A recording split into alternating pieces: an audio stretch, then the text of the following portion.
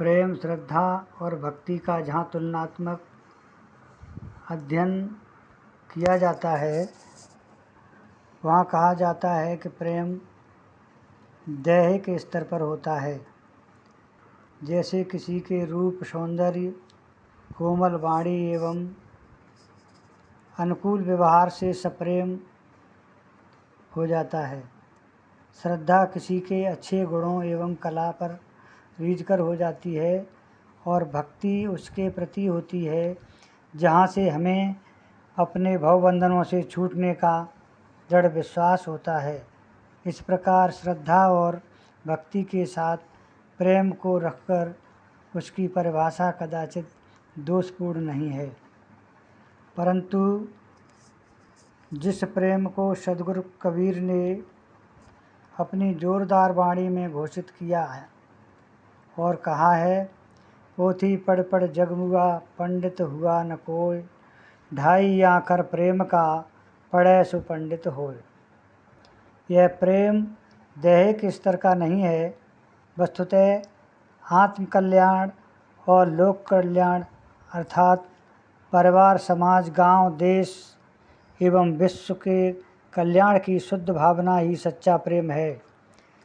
सद्गुरुदेव कहते हैं, परिवार से प्रेम, पूरे परिवार के कल्याण के प्रति जिसका प्रेम होगा वह माता, पिता, भाई, भतीजे, पुत्र या किसी के साथ विश्वासघात कैसे करेगा। जो पूरे परिवार का हित चाहता है वह जानबूझकर भाई के हक का एक पैसा भी नहीं मार सकता। जिसके मन में परिवार के प्रति श्रद्धा और प्रेम है वह भोजन, वस्त्र, रुपए, पैसे, जमीन, मकान आदि किसी विषय में भी न लोभ करेगा और न पक्षपात। वह पूरे परिवार पर समान दृष्टि रखकर सबकी यथोचित सेवा करेगा। वह अपना स्वार्थ जीतेगा परंतु दूसरे सदस्यों के स्वार्थ को धक्का नहीं देगा। वह अपना कर्तव्य पालन करेगा और दूसरे के अधिकार की रक्षा करेगा। वह स्वयं सहनशील रहेगा परंतु दूसरे को टेढ़ी सीधी सहाने की चेष्टा नहीं करेगा। वह दूसरे की उचित बातें मान लेगा परंतु अपनी बातें दूसरों के ऊपर बलात् नहीं थोपेगा और स्वार्थ तथा अहंकार जीते बिना यह काम नहीं सध सकता है। श्री राम, भरत आदि के जीवन में इसका प्रत्यक्ष उदाहरण है।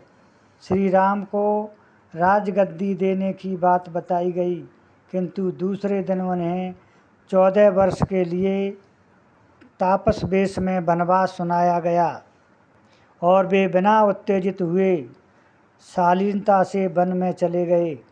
सीता जी को जोर देकर रोका गया परंतु वे नहीं मानी। उनका वनवास नहीं हुआ था किंतु उन्होंने राम के साथ उस कठोर तापस जीवन एवं वनवास को स्वीकार कर लिया। लक्ष्मण नहीं माने, वे श्री राम के पदानुगामी सेवक बन गए। भरत को राज्य तो मिल ही गया था परंतु उन्होंने उसे तृण के समान ठुकरा दिया। इसे कहते हैं परिवार के प्रति प्रेम और यह प्रेम सत्य के लिए समर्पित था।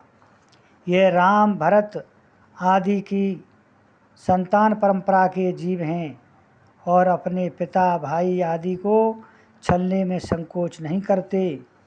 फिर भी हम अपने को प्रेमी होने की डींग मारते रहते हैं। राम, भरत आदि की कथा प्रसिद्ध महाकाव्यों में होने से प्रचारित है परंतु देश विदेश में कितने ऐसे व्यक्ति एवं परिवार हैं, वर्तमान में हैं और आगे रहेंगे जिनके व्यवहार त्याग, बलिदान एवं सेवा से पूर्ण रहे हैं और रहेंगे।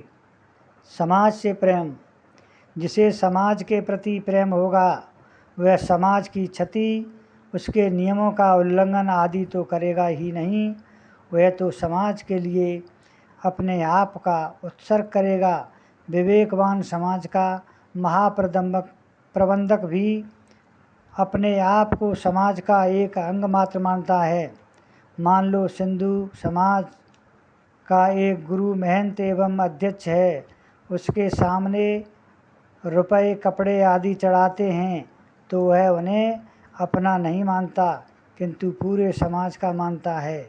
वह एक पैसे पर भी अपना अधिकार नहीं मानेगा, प्रत्युत उसे समाज सेवा की वस्तु समझेगा।